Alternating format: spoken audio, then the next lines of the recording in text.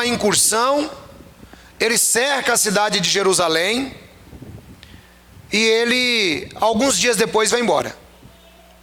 E assim ele o faz durante os próximos 3 anos. Ou seja, quem estiver na Judéia, fuja para onde? Para os montes. Então aquele era o aviso para que as pessoas preservassem a sua vida. Fujam para os montes. E muitos deles não fugiram. Por quê? Veio o ano passado, não aconteceu nada.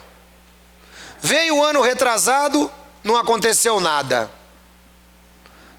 O inesperado aconteceu. No ano 70 vem o general Tito. E o general Tito, ele cerca Jerusalém. E agora todos aqueles que estão lá dentro não conseguirão mais escapar. Não terá mais condições. Eles não obedeceram a ordem profética de Jesus. E aí, veja que interessante. Jesus disse assim: orem para que a fuga de vocês não ocorra nem no inverno e nem no sábado.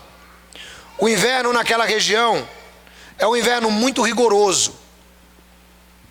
E as pessoas teriam dificuldade de locomoção para correrem para o deserto. E o sábado, é aqui que nós entendemos que Jesus estava falando com os judeus. Porque os judeus, eles tinham uma regra própria que eles criaram, de que não se poderia caminhar mais do que um determinado momento, uma certa distância no sábado. Então Jesus diz assim: olha, a tradição de vocês também vai impedir vocês de fugirem. Então orem para que a fuga de vocês não ocorra nem no inverno nem no sábado. Ai das mulheres grávidas e das que amamentarem naqueles dias, porque elas também teriam dificuldade de locomoção. Quando os judeus entenderam que a situação realmente era crítica, era complicada e o cerco havia fechado, agora, irmãos, não tinha mais o que fazer. O alimento era escasso. Relata-se então que as mães comiam seus próprios filhos. Você já parou para pensar numa coisa dessa?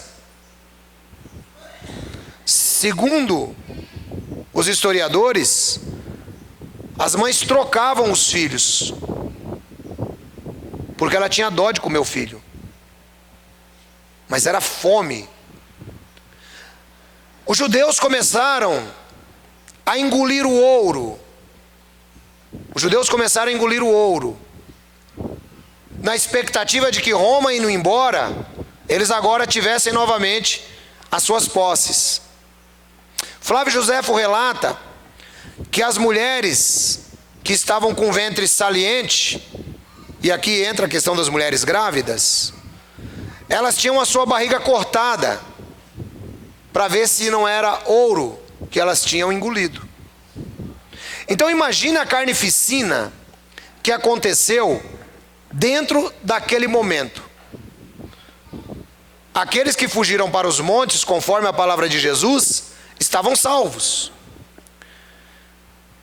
Porque o sacrilégio terrível, ele agora estava de pé no lugar santo, que era o templo.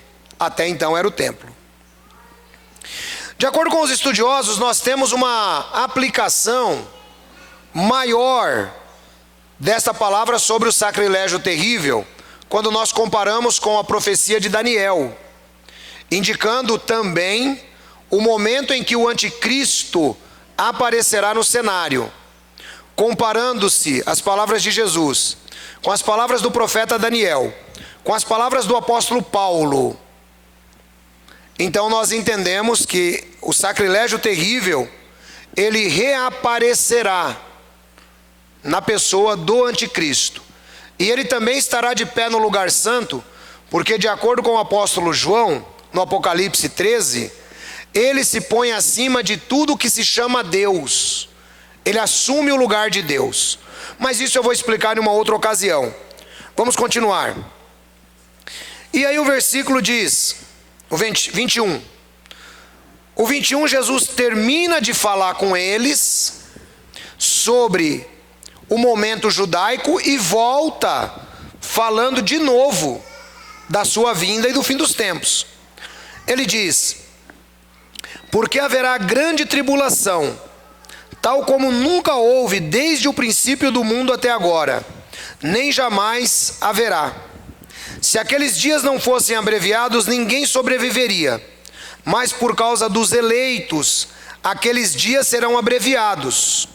Então, se alguém lhes disser: vejam, aqui está o Cristo, ou ali está ele, não acreditem. Percebam que agora Jesus, ele volta no sermão profético, falando sobre a sua vinda, tá? Porque não ia aparecer ninguém em Jerusalém durante o cerco dizendo que estava ali o Cristo. Não tinha nem condições para isso.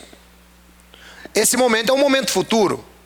E uma outra coisa, Jesus disse que haveria uma grande tribulação, tal como nunca houve desde o princípio do mundo até agora. Por quê que haverá essa grande tribulação? Haverá essa grande tribulação por conta da presença do homem que é contra a lei, ou o anticristo, que eu também vou colocar na sequência desses eventos escatológicos aqui nas pregações futuras. Haverá uma grande tribulação tal como nunca aconteceu, desde o princípio do mundo até agora, nem tampouco ocorrerá de novo. Aí, durante a grande tribulação, ele diz assim, ó: alguém vai dizer: eis que o Cristo está ali. Não acredite, porque na verdade quem está ali é o anticristo. Eis que o Cristo está no deserto. Não acredite, é o anticristo quem está presente. Veja o 24. Pois aparecerão falsos cristos e falsos profetas, e realizarão grandes sinais e maravilhas, para, se possível, enganar até os eleitos. Se possível, mas os eleitos não serão enganados. Os eleitos não serão enganados, mas aparecerá durante a grande tribulação falsos cristos, falsos ungidos, falsos profetas, e fazendo até sinais e maravilhas. Irmãos, e nós já estamos começando a ter uma preparação para isso. A Bíblia diz, por exemplo, que o anticristo fará descer fogo do céu. A Bíblia diz que ele será adorado como se ele fosse Deus. E nós já estamos tendo essa preparação na terra. E você me pergunte: como, pastor? Eu explico. O que é que acontece hoje quando um determinado pregador começa a dizer que está fazendo milagres lá na Catedral da Bênção, lá no Templo de Salomão, lá na Cidade Mundial? O que é que acontece? As pessoas afluem em massa para lá. E você diz para mim: por que eles afluem, pastor? Porque eles amam serem enganados. Agora você imagina, esse pessoal que hoje eu diria para vocês que são fraquinhos em matéria de serem falsos profetas. São fraquinhos. Imagina quando aparecer estes aqui que realmente farão. Não vai ser imitação, não vai ser de televisão. Eles farão grandes sinais e maravilhas que vai até deixar o eleito confuso. O eleito vai falar: rapaz, deve ser de Jesus mesmo esse negócio. Irmão, é aqui que está a necessidade de você que é eleito por Deus, desde a fundação do mundo, começar a aprender a palavra, para que você não sofra durante esse período. Se possível fosse, enganaria até os eleitos. Posso ouvir um amém dos irmãos eleitos de Deus nesta igreja? Amém. Glória a Deus. você não será enganado, meu irmão. Mas se você não tiver conhecimento, você vai ficar confuso e vai sofrer durante a grande tribulação. E você diz assim para mim: por que eu vou sofrer? Você vai sofrer porque você vai estar nos lugares errados, na hora errada, e você vai perder a sua vida. Porque no final das contas, quando você tiver que adorar a besta, você vai dizer: não, é porque eu sou de Jesus. Pronto, então você vai morrer. Então, queridos irmãos, pensem nisso. Pensem nisso. O anticristo ele vai aparecer. Se disserem: olha, está aqui, está ali, não acreditem. 27. Porque assim como o relâmpago sai do Oriente e se mostra no Ocidente, assim será a vinda do Filho do Homem. Onde houver um cadáver, aí se ajuntarão os abutres. Presta atenção nisso aqui, ó. Veja que Jesus está falando agora sobre a vinda dele. Viu que falou sobre os sinais dos tempos, falou sobre Judeia, e agora ele está falando sobre a vinda. Então ele diz assim, que a vinda dele será completamente visível. O apóstolo João diz: eis que ele vem com as nuvens, e todo olho o verá, e até os que o traspassaram. Irmãos, quando o céu escurece e começam aqueles relâmpagos, tem alguém que não vê? Todo mundo percebe. Assim será a vinda do Filho do Homem. Esse negócio de que Jesus voltou invisivelmente em 1914, isto além de tudo é uma heresia pregada por uma determinada seita. Esse negócio que a volta de Jesus se dará em 2 etapas, este é um engano teológico de alguns cristãos. A volta de Jesus se dá exatamente logo depois da grande tribulação. Eu sei que tem alguns cristãos sinceros que se enganam quanto a isto e dizem: olha, a volta de Jesus será em 2 etapas. Não, irmãos. A volta de Jesus será como o relâmpago. Todo mundo vai ver. Não existe esse negócio de volta invisível e depois volta visível. Nós não podemos confundir o texto sagrado. O texto sagrado diz que ele virá, e ainda usa uma outra ilustração: onde houver um cadáver, ali se ajuntarão os abutres. O que quer dizer isso? Quando você olha para o céu, que tem um monte de urubu voando, pode descer lá que tem uma carniça. Tem algo ali que está apodrecendo, seja humano ou seja animal. Então Jesus diz que da mesma maneira vai ser visto. Esse período aqui que eu estou dizendo para vocês é o período da grande tribulação. Haverá uma grande tribulação tal como nunca ocorreu desde o princípio do mundo até agora. Haverá, irmãos. Ancião, como que vai ser esse período? Então, a Bíblia diz que vai ser terrível. O que é que eu devo fazer? Continuar apegado com Deus e aprendendo a palavra de Deus. Sabe, irmãos, eu creio que quando esse momento for ocorrer, nós teremos toda a certeza em avisar os irmãos que estamos vivendo a tribulação. Teremos toda a certeza, porque a Bíblia diz que o Senhor Jeová não fará nada sem avisar aos seus servos os profetas. O povo de Deus saberá quando isso acontecer, e haverá necessidade, assim como eles tiveram oportunidade de preservar a vida durante esse momento, o povo de Deus também terá oportunidade de sofrer menos durante a grande tribulação e esperar a volta de Jesus. Porque se você morrer durante a grande tribulação e você é eleito, você pode ficar tranquilo, porque logo depois você vai ser ressuscitado, logo na sequência, que é Jesus voltando, entendeu? Você vai ser ressuscitado. Agora, se você não morrer, vai ser melhor ainda, porque você vai ser arrebatado e transformado. conforme diz a Bíblia. Então vejam, irmãos, que essas promessas maravilhosas são as promessas que Deus promete para aqueles que estarão fiéis. Grande tribulação. Agora vamos para o versículo 29. Imediatamente após a tribulação daqueles dias, o sol escurecerá, a lua não dará sua luz, as estrelas cairão do céu e os poderes celestes serão abalados.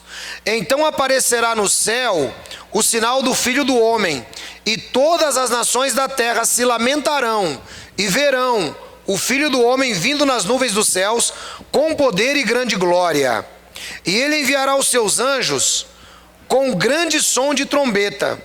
Estes reunirão seus eleitos dos quatro ventos, de uma a outra extremidade dos céus. Veja só, irmãos, logo depois dessa tribulação, então não existe esta ideia, e eu estou explicando para vocês, doutrina cristã. Então aprenda isso. Isso aqui te ajuda muitas vezes. O irmão, ele acha um videozinho bonito na internet, falando de volta de Jesus. E aí ele já vai lá e já compartilha. Você está compartilhando uma informação falsa. Jesus voltará depois da tribulação. Ele não voltará antes da tribulação. Antes da tribulação, quem vem é o anticristo. É por isso que ele diz: se disserem para vocês, o Cristo está ali, ele já voltou, não acreditem. Ele está no deserto, não acreditem. Ele voltou em 1914, mentira. Esperem, porque logo depois da tribulação daqueles dias, é que o mundo vai ver o Filho de Deus aparecendo. Irmãos, imagine esse evento, como ele vai ser fantástico. A Bíblia diz que haverá um grande eclipse. O sol escurecerá, a lua não dará sua luz, as estrelas cairão do céu e os poderes celestes serão abalados. Nós podemos acreditar tranquilamente que durante esse momento aqui, que é a preparação para Jesus aparecer. É a preparação para Jesus aparecer. Nós estaremos na expectativa de ver o sinal do Filho do Homem. E aí diz que diante de tudo isso, aparecerá no céu o sinal do Filho do Homem, e todas as nações da terra se lamentarão, e verão o Filho do Homem vindo nas nuvens dos céus com poder e grande glória. A glória de Jesus iluminará a terra inteira. A glória de Cristo iluminará. É por isso que não haverá sol nesse dia. É por isso que não haverá luz da lua. É por isso que não vai precisar de estrelas, porque o próprio Senhor Jesus, ele vai chamar a atenção do mundo inteiro. Não haverá dúvida que é a volta de Jesus. Os poderes do céu serão abalados e verão o Filho do Homem vir nas nuvens do céu com poder e grande glória. Irmãos, esse vai ser o maior evento que o ser humano poderá testemunhar. Essa escuridão, ela nos remete ao momento que Jesus morreu. Nós nos lembramos que ali houve um período de escuridão na terra. Assim também acontecerá durante a sua vinda. Aí sim, irmãos, a nossa libertação chegou. Você não precisa ter medo da tribulação. Não precisa. Ergam e levantem a cabeça de vocês, disse nosso Senhor. Aparecerá no céu o sinal do Filho do Homem e verão. Irmão, vai ser um evento maravilhoso. Vai ser o maior evento da história humana. Só que aqui tem uma coisa: será a salvação para todos aqueles que aceitaram o Evangelho. Mas a Bíblia também diz que será perdição para muitos. Por que para muitos, pastor? Será perdição para muitos aqueles que preferiram o evangelho da conveniência, aqueles que preferiram o evangelho da facilidade, aqueles que preferiram o evangelho fast food. Por quê que eles terão dificuldades? Porque, de acordo com a Bíblia, estes aceitaram a marca da besta na sua mão direita ou na sua testa. E diz a Bíblia que todo aquele que aceitar a marca da besta na mão direita ou na testa, ele não tem o seu nome escrito no livro da vida desde a fundação do mundo. Aí é o teste final. Ou seja, isto só reforça para nós aquilo que nós sempre estamos pregando, irmãos, que nós fomos salvos pela graça. Somos salvos pela graça, não fomos salvos por obras. E todos os salvos, nesse momento final, não terão a marca da besta. Todos os salvos estarão livres. Aí sim, os anjos reunirão os seus eleitos nos 4 cantos da terra. Isto se chama arrebatamento. É o momento em que Cristo aparece nos céus, é o momento que ocorre a ressurreição dos santos do Antigo Testamento, e é o momento que nós somos arrebatados até as nuvens. Veja, somos arrebatados até as nuvens, encontramos com o Senhor nos ares,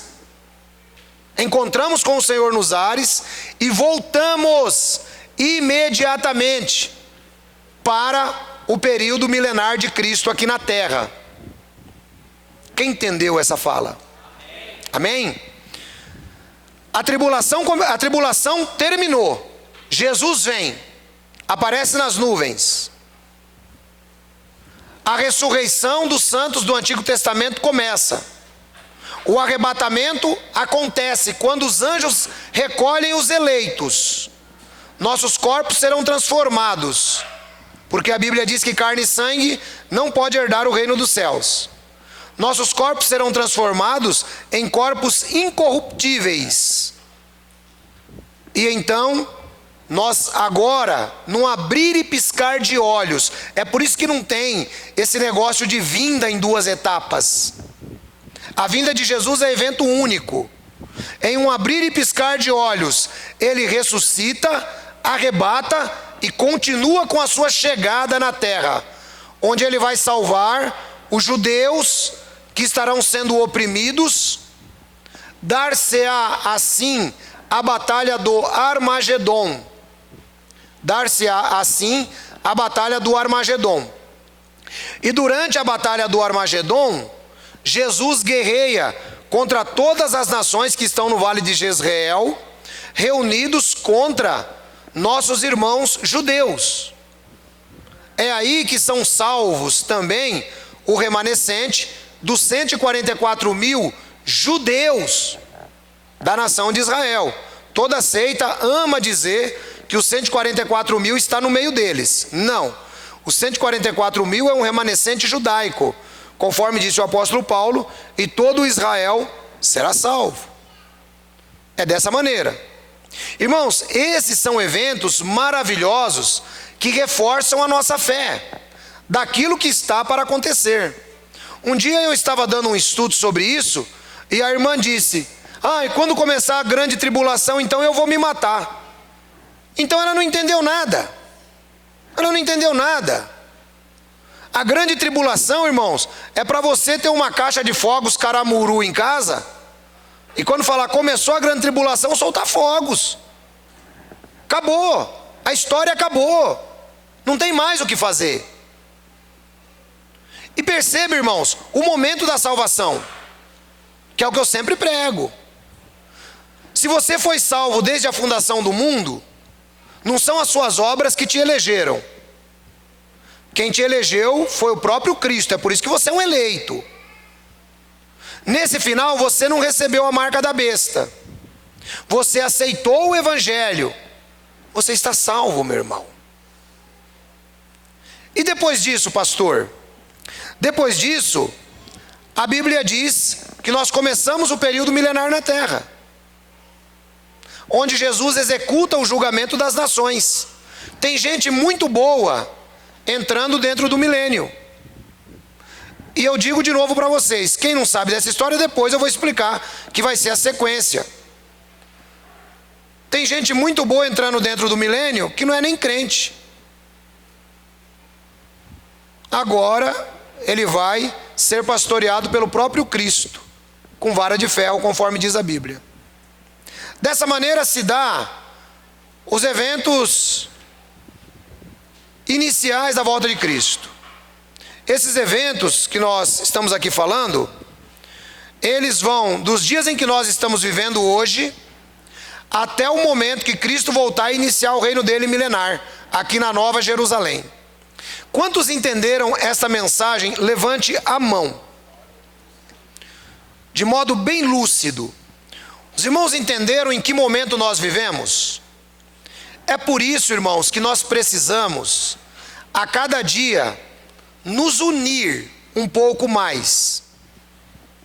Durante esse período da tribulação, acabou, irmão, toda a expectativa humana. Durante esse período da tribulação, você pode esquecer. Nós seremos odiados pelo nome de Jesus. A Bíblia diz, no livro do Apocalipse, e depois nós vamos trazer mais detalhes sobre isso, que nessa época a dificuldade será muito grande. Ninguém poderá comprar ou vender se não tiver a marca do anticristo. Irmão, será um período difícil, será um período de prova, mas um período de prova mesmo. É por isso que nós temos que estar unidos. Você sabe que existem seitas hoje, para quem me acompanha na internet, já viu falar sobre isso. Existem seitas, irmãos, que eles já estão completamente malucos por conta dessa questão. Eu fiz um vídeo essa semana, onde o pessoal está comprando uma mochila maior do que eu, e colocando itens de primeira necessidade para sobreviver à grande tribulação. Pode esquecer isso aí, irmão. Nos Estados Unidos, o pessoal está criando bunker. Sabe o que é isso? Cavernas subterrâneas, e armazenando muito alimento para esse período. Aí pode até ser que dê uma funcionadinha, né? Que o camarada desce lá para debaixo da terra para ter umas comidas guardadas lá. Os mormons fazem isso, sabia? Os mormons têm abrigo subterrâneo nos Estados Unidos, onde eles armazenam comida, eles treinam. Só para os irmãos terem uma ideia, que americano é tudo maluco nesse aspecto, né? Os caras são apocalípticos mesmo. Lá nos Estados Unidos, irmãos, existem grupos de famílias que eles se reúnem, por exemplo, em áreas florestais, já demarcando suas terras, treinando tiro, porque eles sabem que durante esse período haverá invasões, saques em supermercado, sabe? Tudo isso daí vai acontecer. E nós estaremos vendo. Por quê? Uma das características, irmãos, é que não tem dinheiro. O dinheiro vai acabar. A Bíblia diz que ninguém poderá comprar ou vender se não tiver a marca da besta. Então o dinheiro vai acabar. É por isso que vai ser difícil, irmãos. Porque eu vou dizer uma coisa para vocês. É que nem diz o reverendo Hernandes, né? Que uma das partes do crente que se converte logo em seguida ao coração é o bolso. E quando tocou no bolso, meu irmão, aí o camarada começa a ficar preocupado. Durante esse período não haverá dinheiro. Por que não haverá dinheiro, ancião? Não haverá dinheiro porque se você não aceitou a marca da besta, então você não vai ter dinheiro. Então a situação vai se tornar difícil. E alguns vão sim trair uns aos outros e irão aceitar a marca. Por que eles irão aceitar? Porque eles não têm o nome escrito no livro da vida. Aí um dia eu estava dando um outro estudo falando sobre isso. E aí tinha um irmão que começou a duvidar. E foi muito engraçado aquilo. Estávamos em um grupo de mais ou menos uns 15. E o irmão começou a duvidar.